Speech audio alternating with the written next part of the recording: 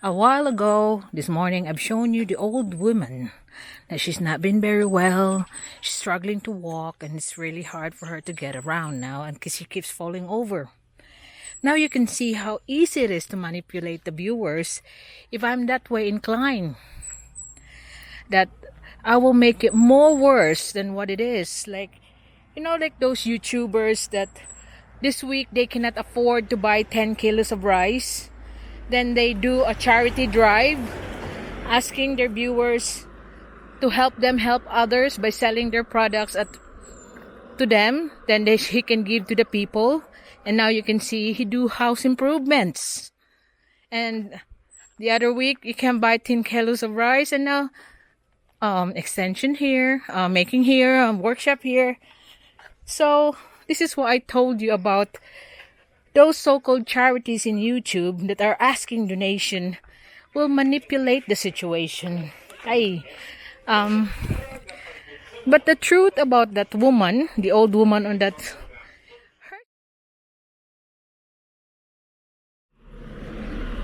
day 56 on my budget bungalow build, and I want to check why the Loy is home here early in his house, and I heard that Tony did not install the door frames nor the door windows. So I want to see what's his drama, because I know he's lingering out, milking me out on the job. So I said to the Loy, what happened? Why are they? Because he wants to perfect the finishing. Tay. Balik na ko, tay. He usually give me when he harvests guyabano fruits, he gives me some. And I want to see what's his drama, but I'm expecting him not to install that, otherwise he got no job next week. And like I said, he's been milking me out here. He didn't realize that I plan to finish him off today. I cannot have this lingering on and milking on for a very long time now. He finished one frame a day. He installs one frame a day, and that's window frame. How can you make a frame and you haven't measured the opening? So this is becoming ridiculous now. He is now commanding the jobs. So I want to see what's there. Surprise! Your instruction last night to let the frames installed was not followed again. So there is no more decision. We have to let him go today. This is his final day because he never follows instructions. Be ako na lay dayong ni mo, tay. So instead of putting the frames, Tony was doing the rendering. Not the one that is instructed on him. He just insisted on doing this himself. Again, another reason that you don't have to put up with this.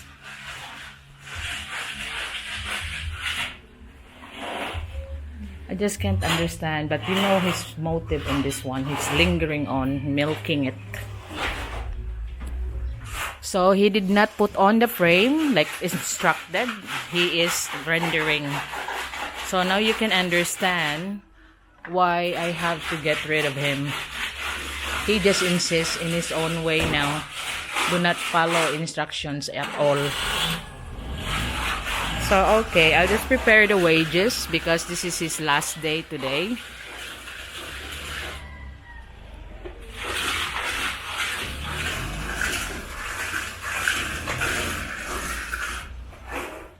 So I'm going back up now to my castle home. And then I'll prepare the wages of Tony. It's so obvious that he's trying to linger on. Instead of working on jobs he is instructed, he won't listen at all. So how can you just employ someone like that? Then it's so obvious that he's milking you. So I think the one that follows me on the series can understand that I'll get rid of him today. This is his last day. Instructions never been followed. He is doing it his own way. Tatay, hulo kadako na tatay. Loh, salamat kay tay ha. Thank you kay tay. Nindot na siya pa. Oh, lagi. Lagi. So he always gave me some of his harvest because I also give him some food and stuff like that to help him out. I'm going back now. You will know that what's the title for today? It's gonna be fired because I just had enough of this not listening to instruction, insisting in his own way. The instruction that was given to him last night is to install the frame. No, he don't want to do that. He wants to do it himself, that he's rendering, costing me double money. So this is his last day today. I don't want to hire him anymore. His ratio of making the window frames one day, a frame a day, and then install it in one day, one window frame one day. So I'm here now on the Jet Bungalow site. So I told Tony now that Obi wants to see the door frame installed, because why on earth is he doing this and repeating the job that the Loy is making? There is no much a difference in here, only the corners has been made. But look at the window frame, how rough it is still. But like I said, like the title of the video for today is fired, because this is it. I had enough.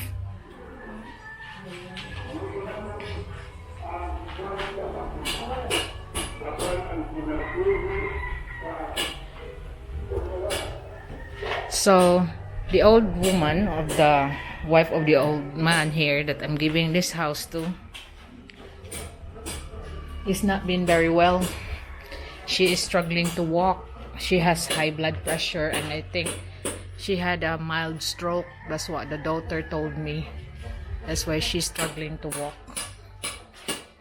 But now Tony was there because I want that door frame installed.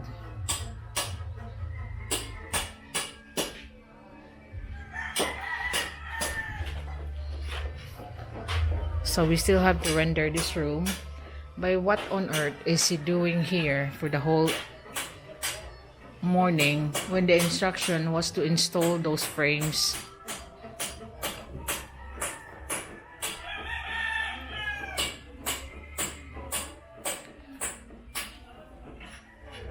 Nanay Pipi here is just keep on falling over. She said that she got no more strength on her legs. Wala na kay kusog diha na no? It seems like half her body got no strength. That's what she feels. She's struggling to walk, and when she even have her crutches there, she still fall over. So right now the children are here to assist her. They take turns. But I told her that you now have a new house, don't die, because you have to enjoy the new house. But you see what I mean? Look at her state. If I had to do a begging video, I will make it worse than what it is. But I'm not the sort that asks. This is my way of helping her, giving her a proper house that she can just wheel around. I think she gonna have a wheelchair because they're gonna borrow the ones from their relatives.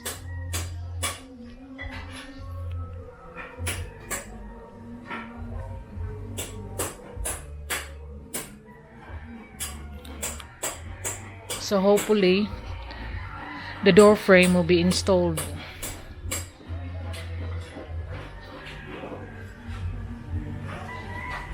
So this is what Tony has been doing this morning, just squaring the corners of this room and one window. That's why I don't understand why he's doing it when the instruction was to install the door. So I told him Obi will be coming this afternoon to scare him up so he can put up the frame. So that's what they're doing now.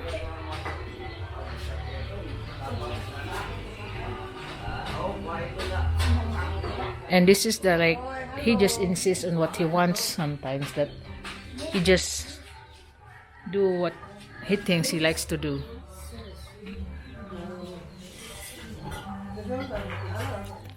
This is my last check today for day 56 of this boring bungalow build. A while ago, this morning, I've shown you the old woman. That she's not been very well. She's struggling to walk and it's really hard for her to get around now and because she keeps falling over.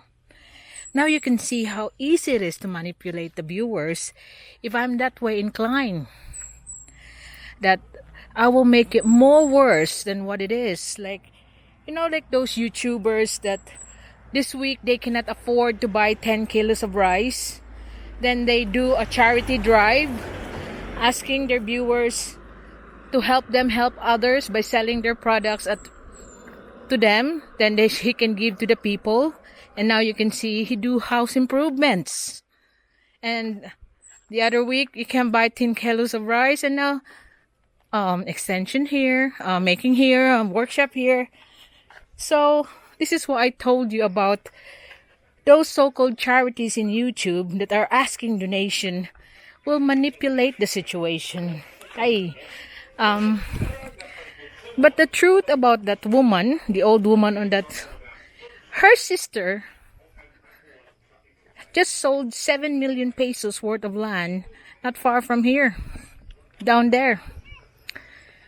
And she told her, let's go to the hospital. I'll spend whatever you need for your care and medications and maintenance. But the old woman is so proud that she don't want to let her sister be burdened with her. She's the one who don't want to get help. She just want to heal himself because she believes that it's not so bad. And also, that moment right now that there's a stigma about the COVID, she don't want to go there. But this is my point, is that most of these fake charities do not just be, why don't you get fooled with it? They're only doing it for their own benefit. Why can't they be legal? Because legal charities don't show beneficiaries. So that's how the difference is. Now I'm here on the build. And I got dogs following me, but I think they're okay. So he has installed the kitchen door frame. As you can see, it's here. They piled the additional hollow blocks here on the side.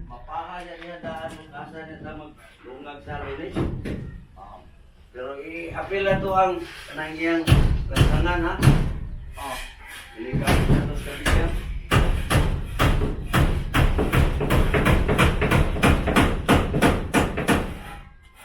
So this is the toilet area. So it's got a wider wall because on the bottom we will put up it's so dark.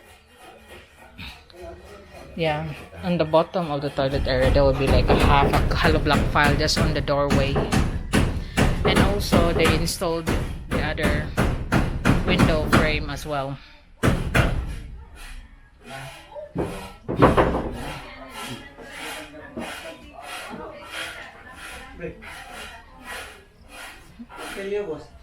So that's the one that's done for today. This window frame and the door frame. That's the window frame. That actually it's Old B who made it for 10 minutes last night.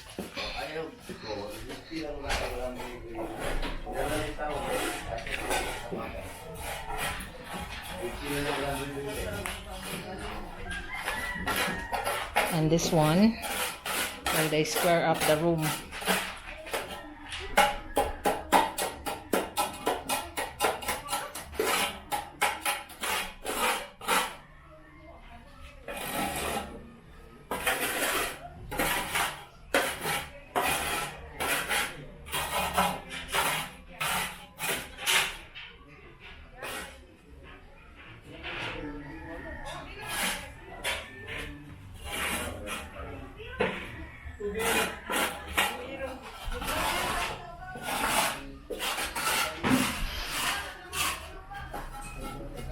So that was what upset Daloy, because he said that his rendering is not good enough for him. So he's down redoing what the Loy has done as well in this side.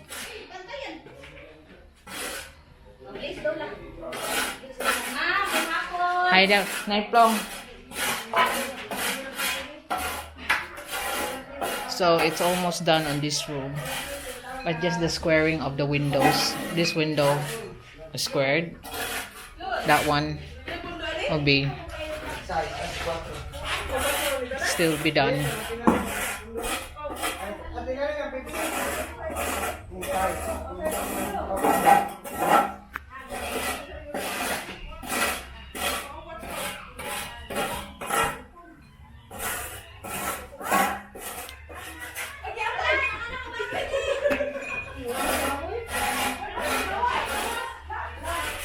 So somebody's shouting that the daughter's pig is giving birth.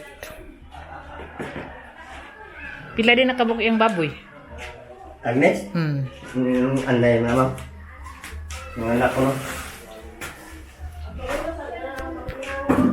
At nga yun din siya mga anak? At nga, mama, kayo tayo. Karang magsige pa siya kung anak, malugan man. Mamatay. So that's what they said, that if the pig is giving birth, that someone should stay there and watch it, because it will lie down on its own piglets.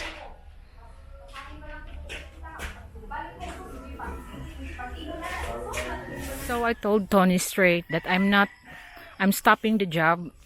I'm not gonna be hiring him. He's taking so long and he's making me over budget. I didn't put it on camera because I don't want to embarrass him. But next week, you will not be seeing him anymore. I will just only retain the usual Daloy and... Unsa man na, tay? Oh, he's checking his banana fruits. The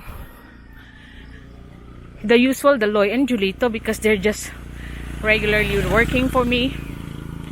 And so, that will be the one that you're gonna see next week. Until I found somebody who can make the doors faster than one window frame a day.